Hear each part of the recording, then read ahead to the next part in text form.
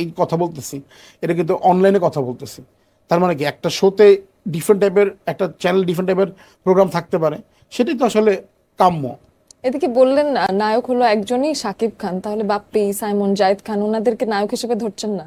আমি ধরছি না, আমরা বলছি তারা সুপার, তারা বলছেন চিত্রনায়ক, কিন্তু আসলে কি তাদের সিনেমা হিট হচ্ছে? আপনি বলেন, আপনি তারা কি আসলে তাদের সিনেমা কি লোকজন দেখছে?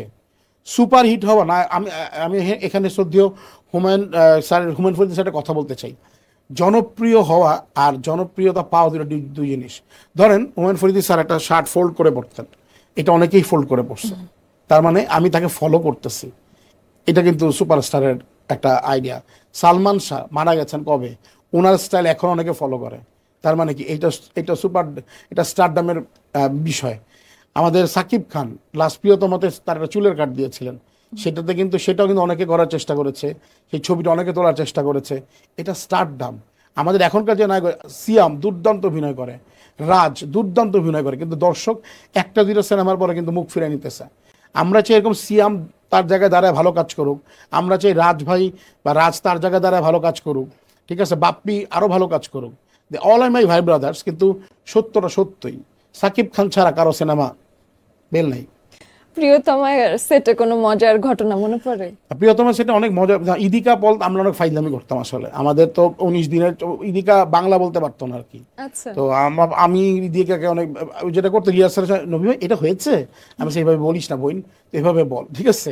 তো ইদিকার সাথে এই ব্যাপারগুলো ছিল, ও বাংলা বলার চেষ্টা করেছে, মানে ইদিকার সব, এই যে আমি যে কথা বলতে চাই ইদিকাকে কেন মানুষ নিয়েছে, বিকজ অফ ও ক্যালকুলেশন ওয়ার্ডটা কিন্তু ফেলে পুরোপুরি বাংলাদেশি হয়ে কথা বলার চেষ্টা করছে, এবং মেয়েটা মানে সফল। হ্যাঁ, যে এই কারণে ওকে মনে হয়েছে যে আমার কাছের মেয়ে, আমাদের মেয়ে। তো এইটার জন্য এটা অনেক বড় আনন্দের ব্যাপার। আর একটা বিষয় হচ্ছে, আমি সাকিব ভাইকে দেখছি যে সিনেমা প্রিয়তমাতে 3 ঘন্টা 3-4 ঘন্টা বাসের উপর বসে রোদের মধ্যে শট দিয়েছেন। তো ডেডিকেশন ছাড়া এটা আসলে ইম্পসিবল। কোনো নির্মাতার কাজে তারা কি ইনফ্লুয়েন্সড, কিংবা কারো কাজ খুব ভালো লাগে তাকে দেখে আপনিও বানাতে চান সেরকম কিছু? ভীষণ ভীষণ ভীষণ। আমি আসলে আমার শুরুতে আমি একটা সিনেমা দেখতাম, সেটা হচ্ছে যে জহির রায়হান স্যারের, ঠিক আছে, জীবন থেকে নেয়া। আসলে জীবন থেকে নেয়া আমাকে খুব বেশি ইন্সপায়ার করে, এখনও যদি জীবন থেকে নেয়া আমি দেখি, তো আমার কাছে প্রতিবারই মনে হয় যে আমি আসলে নতুন করে সিনেমাটা দেখতেছি। Beautiful movie. একদম, মানে 50 লেন্সের একটা সিনেমা এইভাবে বানাইতে পারে বাংলাদেশের প্রেক্ষাপটে, এটা ভাবারই যায় না আর কি। সেলিট আমি খুব মিস করেছি এটা। হুমায়ুন আহমেদ স্যার, আমি তার লেখা মিস করেছি, যে আমি তার সাথে কাজ করার সৌভাগ্য হয়ে ওঠে নাই। ফরিদি স্যারও তাই। ফরিদি স্যার, আমি হুমায়ুন স্যার যেদিন মারা গেছে, হুমায়ুন ফরিদি স্যার যেদিন মারা গেছিলেন, আমি শহীদ মিনারে গিয়ে তার পা ধরে বলছিলাম যে আমি মিস করলাম আপনার সাথে কাজ। এবং ব্যক্তি হিসেবে কিন্তু উনি একদম সম্পূর্ণ আলাদা রকম, একদমই অন্যরকম আলাদা রকম। আপনি একটা আপনি মানুষ। আমি আপনাকে একটা ছোট্ট গোপন খবর দিতে পারি। ধরেন মাঝখানে ছিল যে হুমায়ুন আহমেদ স্যার এবং হুমায়ুন আহমেদ স্যারের